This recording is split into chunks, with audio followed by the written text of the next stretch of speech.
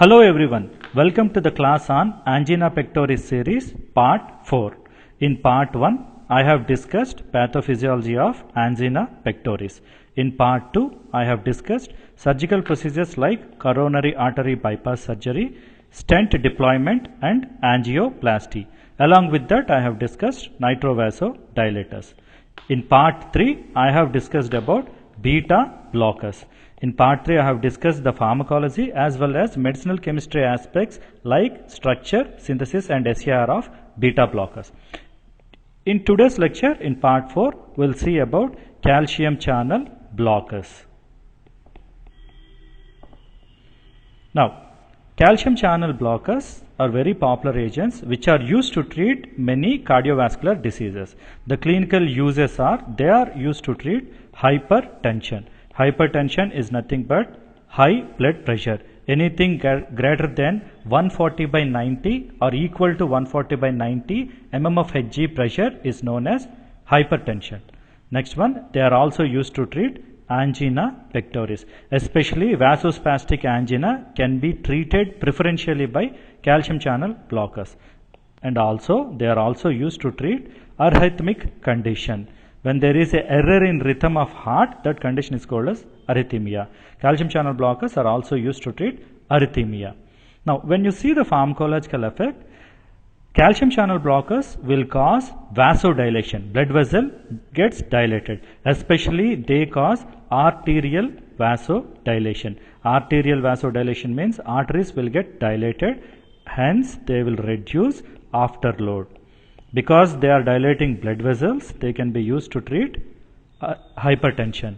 When afterload is reduced, oxygen demand is reduced and hence they are used to treat angina pectoris.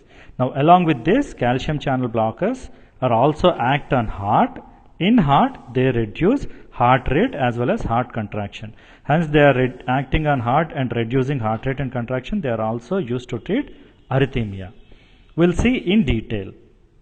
Now, when you see the biochemical mechanism of action, all calcium channel blockers will act on a type of calcium receptor known as L-type. This is also known as slow channel or voltage gated channel.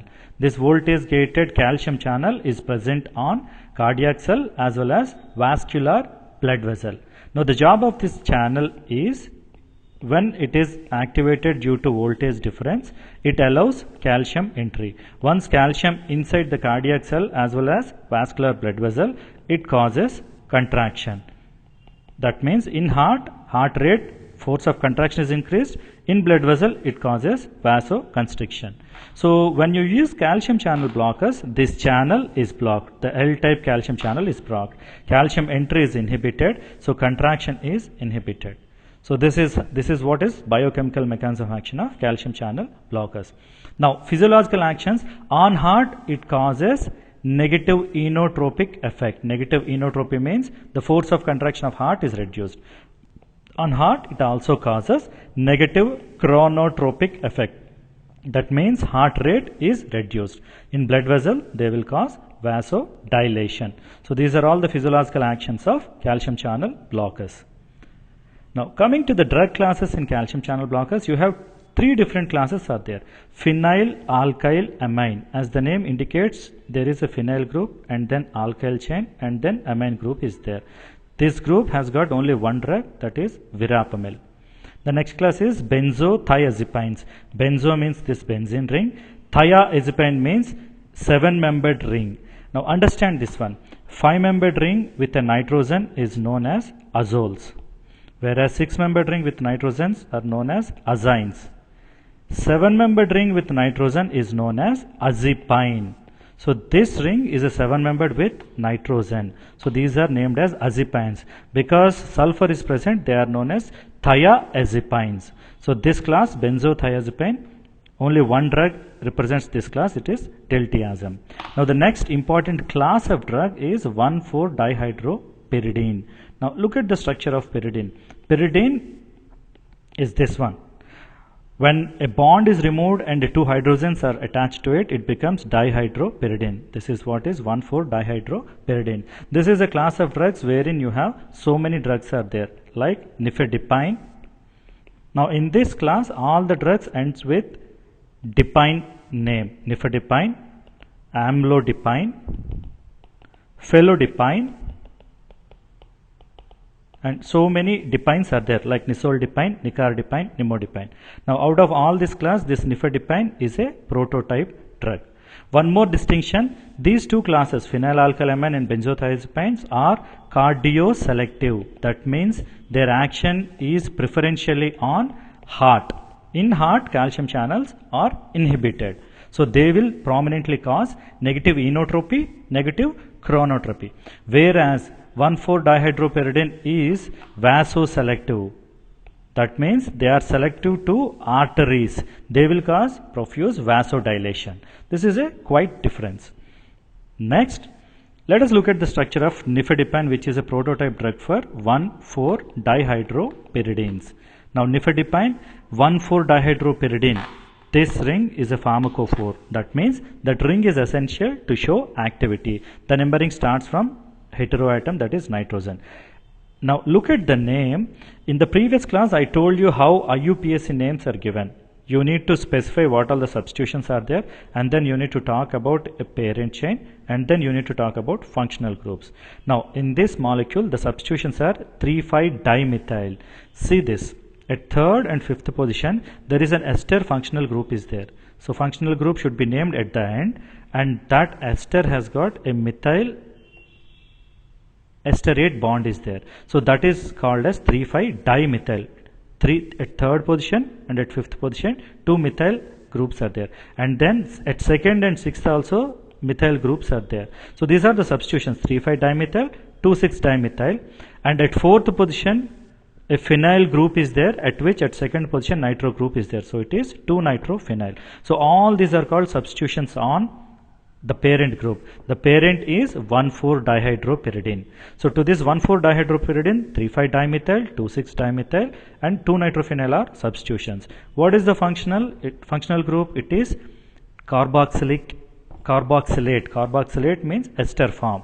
It is in 3 and 5 positions. So it is 3,5-dicarboxylate. So you need to remember this sequence as substitution, parent and functional group. Now coming to the nifedipine synthesis, it starts with 2-nitrobenzaldehyde.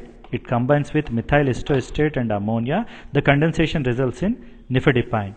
It involves a lot of mechanism with acetoacetate synthesis and condensation. This part I will discuss when I discuss about organic chemistry.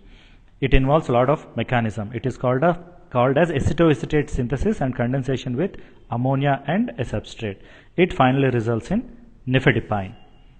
Now next, coming to SAR, structure activity relationship. As I told you, you need to pick 3 major marketed products and then compare the molecular motifs, and you can write down SAR. In SAR, the primary point is 1,4-dihydropyridine is pharmacophore. Pharmacophore means the group or combination of group essential for mechanism of action. Now observe the structure. What do you have at 3-5 places? See, for all the molecules at 3 and 5 you have esterates are there. Esterates are lipophilic in nature. That means it requires a lipophilic group at 3 and 5 positions. Now the next point, what do you have at fourth position? In all the molecules at fourth position a phenyl substitution is there. So phenyl substitution is required for activity, and in that on the phenyl group ortho and meta position you have electron withdrawing groups are there. Electron withdrawing groups. Understand this one. In this phenyl ortho positions you have nitro and chloro. Here in meta position a nitro group is there. All nitro and chloros are electron withdrawing groups, and they will increase the activity. So these are all the major points. You have one more point, like at 2 and 5 you can have minor substitutions, but the important points are what is pharmacophore, and at 3 and 5 you have you need a lipophilic group, and at fourth position a phenyl substitution with electron withdrawing group at ortho and meta is required. Now the next one, adverse effects of calcium channel blockers. Now all of them, the common adverse effect is hypotension, because they cause vasodilation. So always there is a chance of causing hypotension. Next one. Now 1,4-dihydropyridines, if you remember, They are vasoselective. That means they especially dilate blood vessel. So because they are causing blood vessel dilation, they will cause peripheral edema. This is the common side effect of 1,4-dihydropyridines. Now along with that, 1,4-short-acting 1,4-dihydropyridines will also cause something called as reflex tachycardia. Reflex tachycardia. That means because they are causing vasodilation and profuse hypotension, the body will try to correct it by increasing heart rate. That is called reflex tachycardia.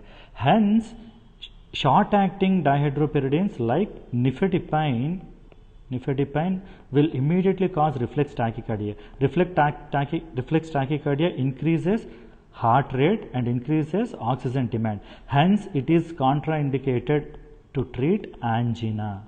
Remember this point, nifedipine is contraindicated because it is causing reflex tachycardia. It should not be used to treat angina pectoris. Now the other one, there are cardioselective calcium channel blockers are there like verapamil and diltiazem. Both of them are cardioselective. These two drugs, because they are cardioselective, they should not be used along with beta blockers. Because beta blocker is also cardioselective, verapamil is also cardioselective. Both of them are depressing cardiac action, so they may cause AV block. So they should not be used in combination. One more thing, verapamil can also cause something called as obstipation. Obstipation means complete constipation.